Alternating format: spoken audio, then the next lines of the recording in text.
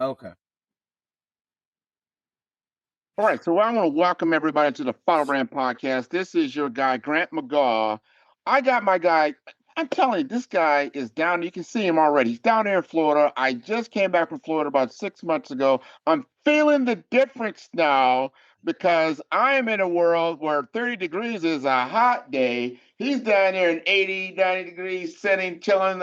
And I see him back there. Love the shades, love the energy already that he's bringing to the table. We're going to have a candid conversation around what I call the AI explosion into our world and how it's amplifying, how it's changing, how we can now take advantage of it, not step away from it, and understand what we really have in front of us as a platform, as a methodology, a way to create business opportunity, career opportunity, and all the like, and have a great conversation. So, Kellen, Mr. Kellen, would you like to introduce yourself? Yes, and thank you for having me on, Grant. My name is Kellen Coleman, and I am the owner of Coleman Public Relations and Consulting Firm, CPRfirm.com for short. We also have MillionaireX.ai. That's just an app that we build in a website to power our clients to have the AI tell them how to save, invest, and get out of debt and stay out of debt. And I am just a nosy guy who loves strategy. Been doing this for over 20 years, full time for over 11. And I'm just happy to be here. So thank you again. Well, we're happy that you are happy. How about that? Oh, yeah. Now, here, I want my audience to understand where you sit. For me, I think you sit at the intersection of AI, you got public relations, you have government work, and the creator economy, that we keep hearing about. My first question I want to ask you is this: what problem were you trying to solve that pushed you into building this kind of hybrid type career? Well, this career started at 12. I was in my backyard, like on the swing next to and I just knew my grandmother had businesses before her, family had businesses. My parents did not have businesses, but they, encourage creativity. They told me, and this was a mistake that you can tell your kids, Mm-hmm. you can be whatever you want. And if you really hear that and you believe it and willing to work for it. So I wrote the vision down at 12 that I wanted this firm that I represented athletes, entertainers, whomever needed help. And it wasn't, fully all the way together, but the scriptures say you write the vision down, you make it plain, then you put the faith without works is dead part of it in. So I knew I was going to have to work. So once you do that, it's like you can't be stopped. Only God can stop you. And like only God can judge you. Tupac, I'm from Oakland, California. So, so I just knew I wanted to work for myself because I struggled in school until I probably got to Ottawa University in Kansas and really then excelled at Grambling State, where I met my wife. But I knew that I didn't want to have to follow everybody else's rules. I knew I wanted to wear my own custom clothing, $20 shirts from Ghana, wearghana.com. I wanted to make my own hats. I wanted to wear my own Zenny $20 shades. And I wanted to show up as me, not as anybody else. And I think for Black folk, we always, they talk about code switching. You have to speak the language of whoever you're talking to, but you get to show up however you want. And I had clients tell me, whoa, man, I mean, you can do that if you were like a rock star. And I said, baby, I am a rock star.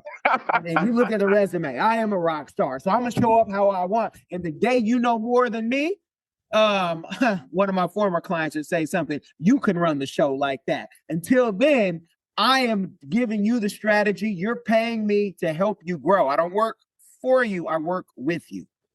Oh man, I'm loving the life. That is the essence of a personal brand. It's okay to be you. You are promoting you. And you know more about you. Should know more about you than anyone else would. Like I said, then you can run the show.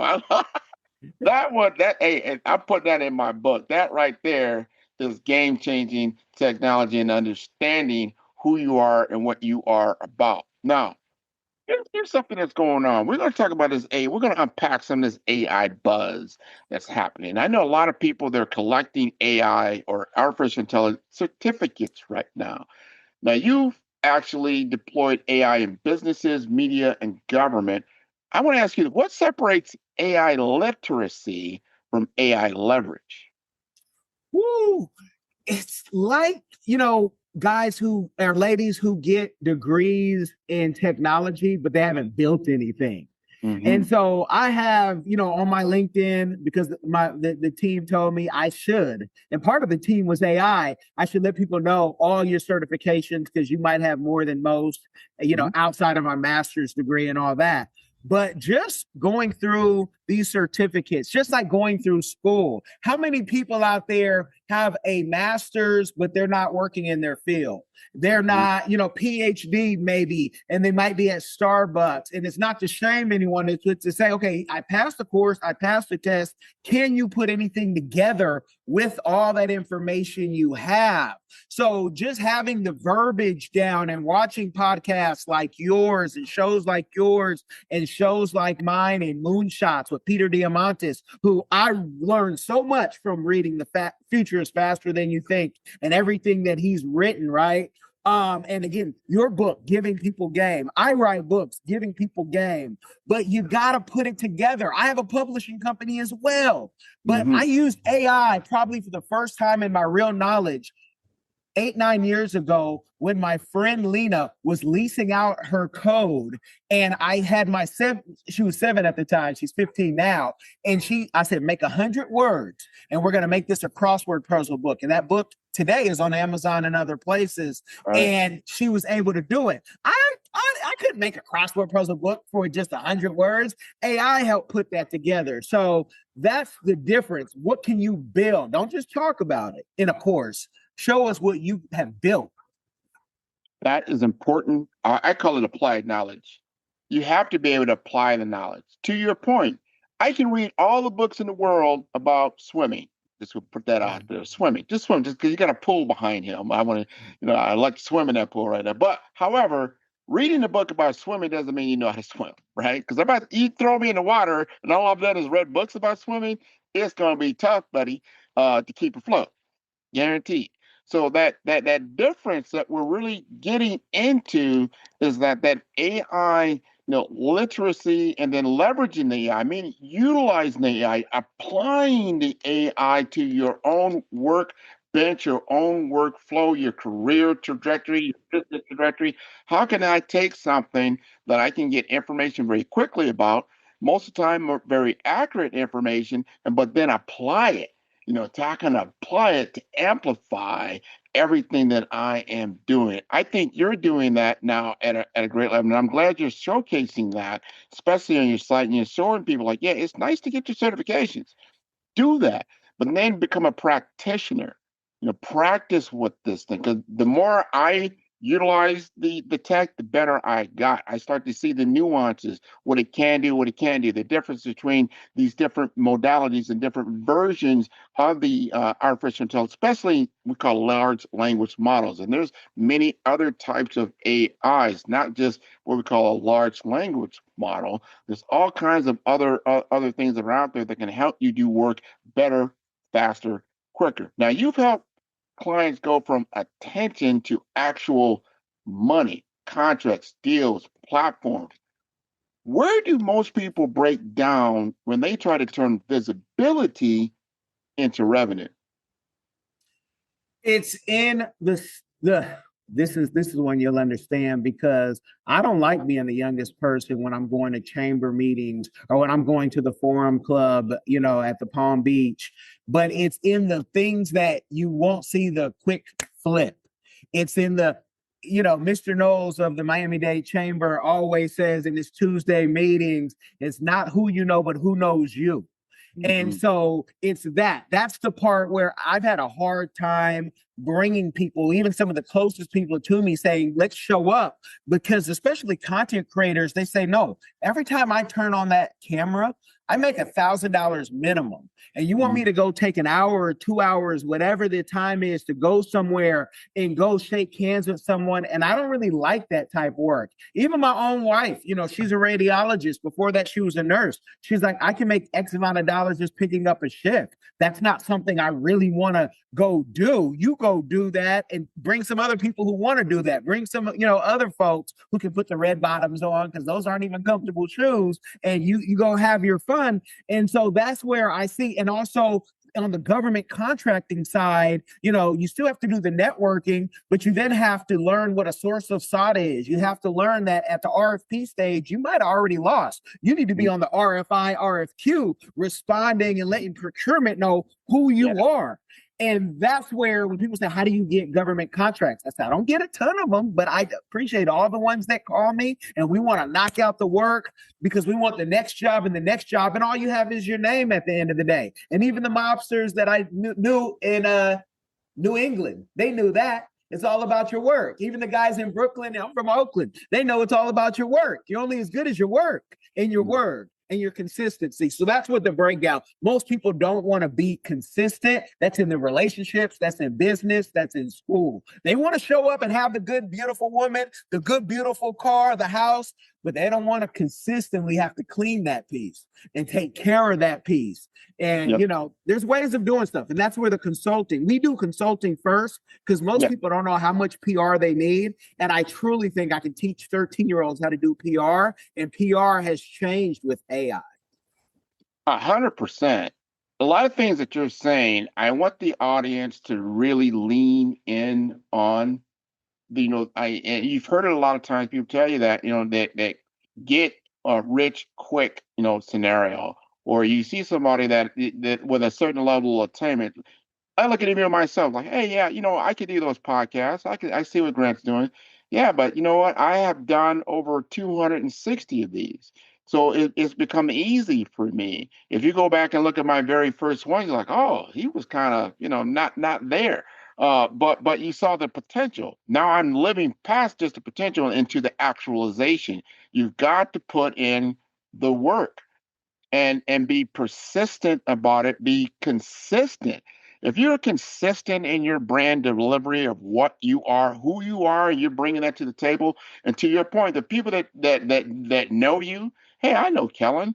You know what? I've got this project. Now they're calling you up. That's the difference, I think. When people begin to reach out to you instead of you always having to reach out to them, I think you start to see the switch start to change. Like, all right, I'm in demand. I'm actually being or becoming the brand that I thought and knew I could be, whether that's in business or that's in career. And I am living the dream because I'm creating it every single day, right? And like you said, you've gotten some government contracts. You've done the work. You know the difference between RFP, RFI. RFI, I mean, I can get in there now and actually start to influence what's taking place. At the RFP, they've already probably made a decision. Now they just have to go the formality of actually contracting who they really want to be their vendor of choice, right? Now I'm going to switch gears just a little bit. Talking about AI, especially for small business, for small teams. You've helped creators and small teams scale with AI. If someone has fewer than 10 people, 10 employees, or even they're just working for themselves, where should AI actually, in your opinion, be deployed first? First, in what their goals are, the same things they would ask someone like you or me when they want a consulting session. First, ask the AI. Go ask the AI, but don't just say AI this. Say AI, this is what I want to do. Make me a prompt to help me ask you in a better way. And maybe you use your AI agent after you get that good prompt, because the AI agent's going to go even deeper and it can give you a prompt for this year or 10 years. And you start there, and that costs you absolutely nothing. You can do that on the free models, I'm sure. You can find the computer at the library. If you don't even have a computer, or these $1,000 phones that cost way too much, that's where you start. This year, I was in Ethiopia, in Lalibela, which has the oldest church, in Africa, maybe the world. People say what they want to say. But I was teaching people at a bar restaurant how ChatGPT worked.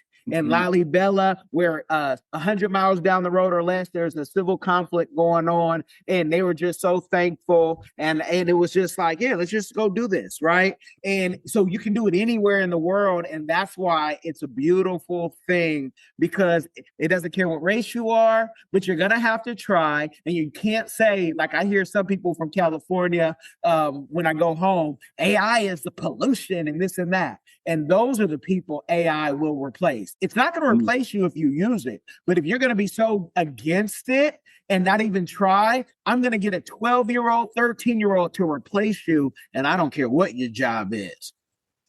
100%. And we want to unpack that even.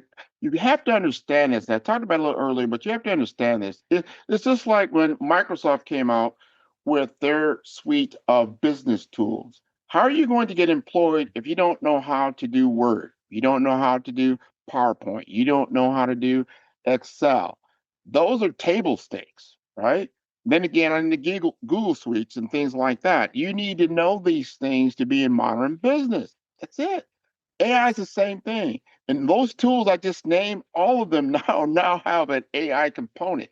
Some of them in Microsoft, they call it Copilot. It's an assistant for you, not a replace, it's an assistant. And I tell people all the time, if you can be replaced by AI, what are you doing? It's an open book test. It's an open book test. How do you fail? Well, you fail because you don't know what you haven't driven it. You haven't gotten into it. You don't understand how you can customize it for your own use case to make it. I'm going to tell you right now, my AI how I utilize it and how Kellen utilizes it is two different things. We might be using similar tools, but we're getting different outputs because we're utilizing it for different things. So the customization of AI is beautiful. The personalization of AI is beautiful. As someone who has the Follow the Brand show, and I pound the facts of personal branding, because that is how you get in front of the audience that you're looking to influence, being visible. Not because you want to be what you call a social influencer and have millions of followers. That's not what I'm talking about. How would it be if you're going after government contracts, let's just say, and then Kellen walks into a room, let's just say, and everybody already knows about who he is and what he does? How does that change the conversation immediately, right? When people refer you to someone else and they're like, oh, yeah, this is Grant McGaw, this is what he does. The first thing that Kellen did when I asked him to be on the show, he looked me up, search, social. He got a good feel like, who is this guy? Oh, okay.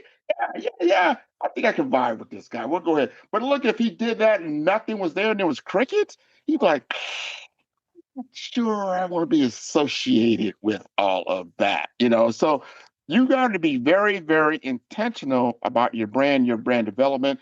AI can help you do that at a much higher level than without it. Now, you also talk about financial behavior, not just income. We're talking financial behavior. In your opinion, how does AI fit into changing people's relationship with money rather than just automating tasks? I'll tell you that, but first I'm gonna tell you, when I first saw you, and he's passed, but my biological father, I said, is this one of his brothers or cousins? That's what I first thought. And when we first were talking, I said, and then I've seen some other stuff on you. So it wasn't like, because you're going to be on my show as well, thank God. And I reached out to you because I saw what you were doing. So your name and your reputation, was already there. But how AI is changing that is, we have no excuse in the so-called greatest country in the world, the nation where we are the fattest, we spend the most on everything. I'm 200 pounds. Well, last week I was 200 pounds. I'm 190 now because I'm not eating sugar. Thank you, Miracle Berry. Thank you. Yeah. Miracle Fruit. Y'all check that on Amazon.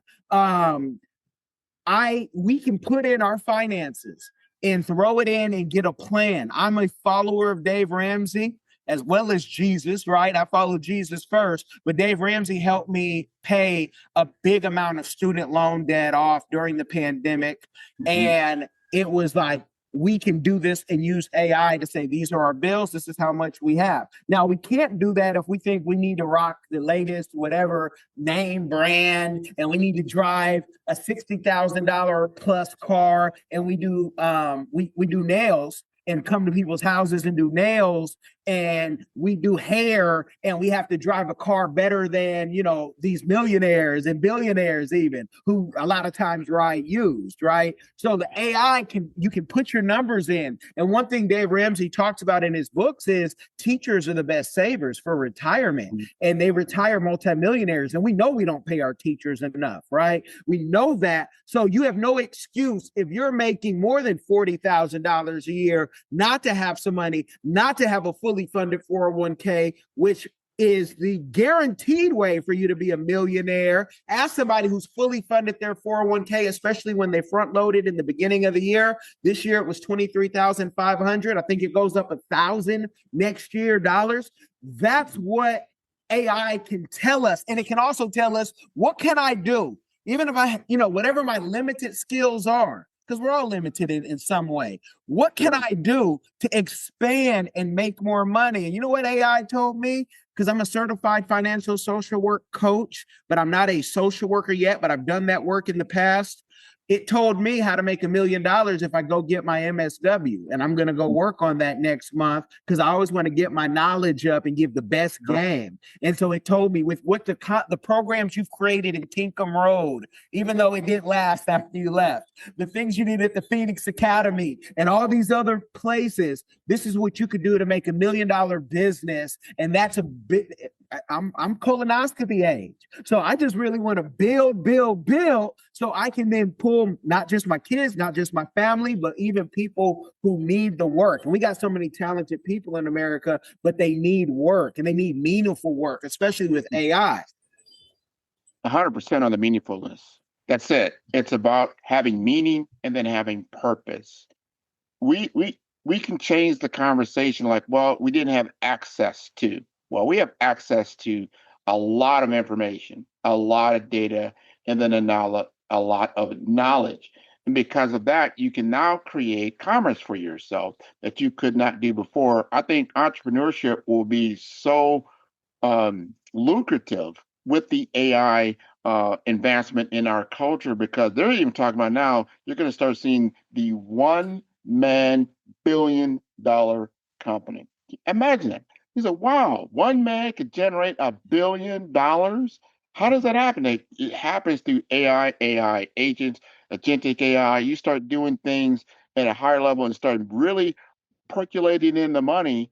And all of a sudden, that actually not becomes something that's so far-fetched it can happen. But start thinking like, if you can make $1 billion, you could definitely make $1 million. You can make a few 100,000.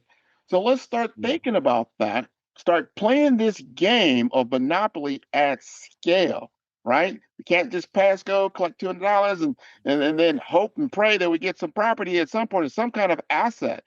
Asset creation, I believe, is what can be accelerated in the AI age. If you can create assets, you create value. Now you've got long-term growth potential. And like you were talking about the teacher who's investing in that type of thing, we've got to understand how this model really works in a capital society and take advantage of it. So you not only have money for yourself for the month, for the year, but for years and for generations. That's how that grows if you can do it successfully and maintain. Here's the question, especially from my minority business advantage. And I know that you have worked globally across a lot of different communities. Here's the question. Do minority-owned businesses actually have an advantage in this AI moment? And if we do, what in your mind do you think that is? Again, they have an advantage, and they can hire, again, your AI to tell you certain things that the SBA, SCORE, and PTAC, now it's called Apex Accelerators, and even us, what we can tell them. You can draft out your plan, but you're only as good as your prompts. And so people sometimes say, well, how would I know what I don't know? And that's when you do need still humans to let you know, hey, I've been there. My father-in-law would say, I can see more sitting down than you guys can see standing up, you know? And it's like, okay, because of that wisdom and the things that you've done. So minority business owners definitely can, but you also have to understand when you are a minority and you're a business owner, and I've played this survey different people who have done tens of millions of dollars in government contracting. Don't think just because you got that certificate that they're going to call you. You still got to work that certification and that thing. And sometimes they put you in a box of just minority. So you also have to know the white guy didn't have to go get that. And you will have to go deeper and say, hey, I just don't do Black community organization. I can do all community. And when you talk the way you need to talk and show them that you're good and you're reliable, I don't care who it is. Here in Palm Beach, the Jewish Foundation, they hire Black folk at high levels. I've interviewed one of the ladies who does their communications and PR. But Black folk, my wife and I just came from Brandy and Monica show in Miami. One thing Black folk got to do, and this is me saying this, it's not Grant. The whole stadium, grandmas and everybody, whether you were clothed or not clothed, right, properly. Everybody know the songs when Sexy Red came out for her one thing, when Trick Daddy came out. But when we do our surveys of, do you know how much you can fully fund in your 401k? Do you know about Roth RIAs? Even medical doctors, even lawyers who are making buku money, y'all no say, I might as well be speaking Spanish and they don't speak it, or Cantonese, ni hao.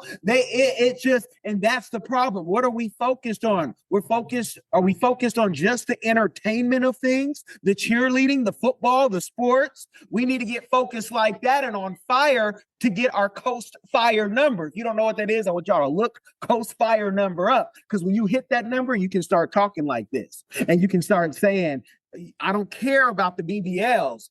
I want to know that at 80, 90, if I need to spend $150,000, like George Dubeck tells me here in Florida, you might need that for your health. And I don't want to be needing more money at 80, 90 and have to work for it. I want to be set. And good. Dave Ramsey and other platforms, John Hope Bryant just came from that conference in Atlanta. These people are showing you how you can do it. But are you listening? Do you have an ear to hear? Some folks are going to be retrobate and obsolete, but we're giving you the game for free 99 right now, wherever you're experiencing this podcast. And you speak the truth. And also you point to a gap in our mindset in our society. I'm talking about all of society, especially American society. I talk about this a lot, especially in 2025. I'm not happy with our educational system and the fact that we're not teaching our kids to understand what this game is all about. When you graduate high school, if you don't understand that you are on a monopoly board, you are on a monopoly board. You're going to learn to pass go and collect $200. Don't get me wrong. And you can do that in engineering, in science, in healthcare. That's pass and go, collecting $200. Is that going to help you win the game? No, anybody who's played the game Monopoly understands that's just the beginning. The game is about collecting assets and collecting communities that work together. So you have a monopoly, right? So you own Park Place and Boardwalk. You own these things. This is the game. You don't have to like it. This is the game. That's like going on a football game. You're going on a football field. You're going out there with a baseball bat. You're going to lose. All right. So you got to understand the game. You have to understand the language of money and business and understand how can I negotiate with Kellen, because Kellen over there, he has the 2 gold properties. I got 1 gold property, but he might need a couple of these red properties I got, and you negotiate on that and you make trades based on that, on values on your end and the other. Monopoly teaches you some basic skills, and anybody with a 3rd, 4th grade education can play the game. We've got to double down on this in our society. Like, this is the game. Entertainment, that's part of life. That's fun. That's great, sports and all that. But that really is a business. They're not doing that just because it's just fun. They're doing this because it's a business. It's fun when you're playing out in the schoolyard. Yeah. And you go outside and you play. That's fun. No, they're doing this because it makes a lot of money. And we can actually have fun playing this game. It could be a lot of fun. playing this game when we understand, like, ooh, I can now participate. I can have access to the capital because the bank is giving me money, but you've got to know how to use it. You said something so important.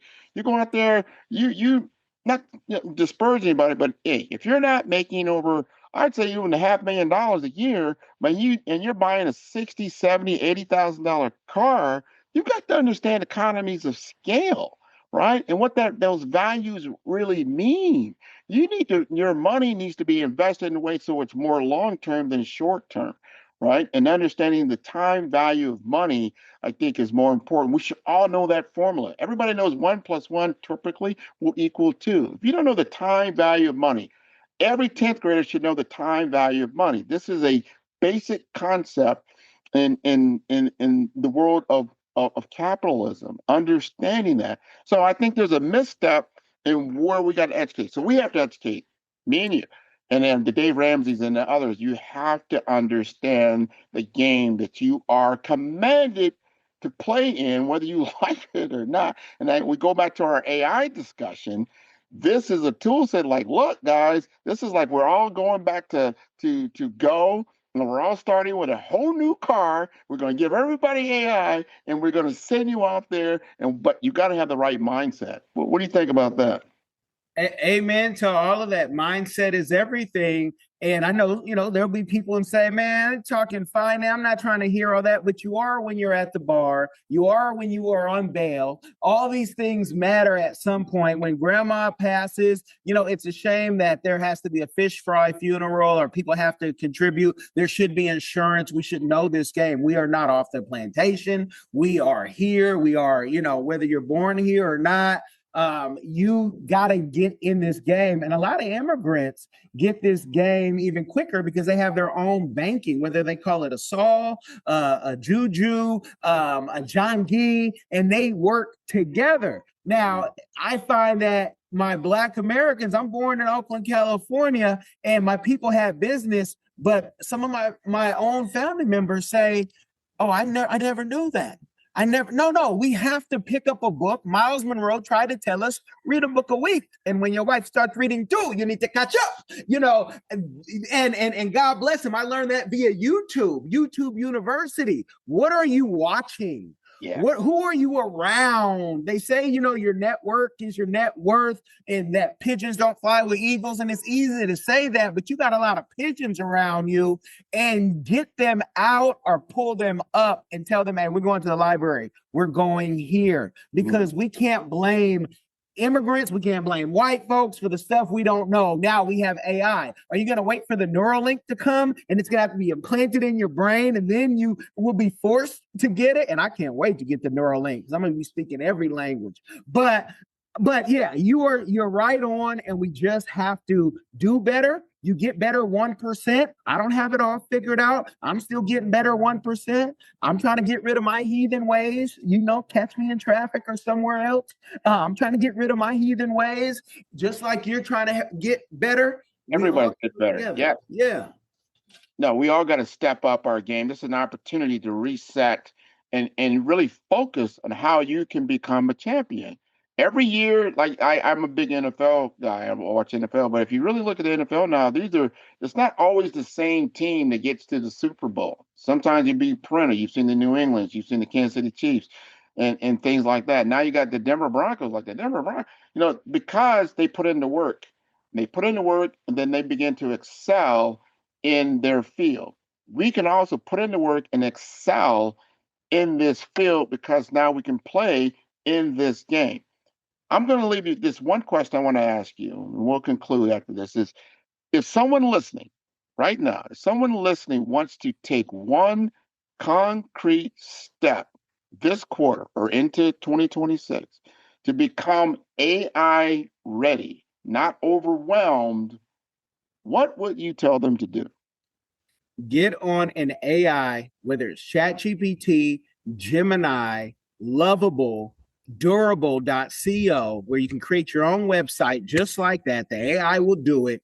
There are some, durable is a lot easier than Lovable just because of some things you have to interconnect API keys. But again, AI can tell you how to connect those things. That's the beauty of it. The day it gets too hard, you can go hit Fiverr up, which starts at $5, and find someone to help you what you don't know. And you can always come over to cprfirm.com, but practice every day. Put it into practice when you wake up, read your Bible app, go through that with YouVision, go say, thank God I'm still alive to do something. Work out on your Peloton or around your house, wherever you live, and then get on AI, maybe while you're doing some of that, and get better 1% and learn something different. And, tap into podcasts like this. Tap into my podcast as well, and just subscribe and tap in every day and put down the stuff you used to do. If you want to go brand new, I used to tell kids this who were on heroin and things like that at 13, 14, 15.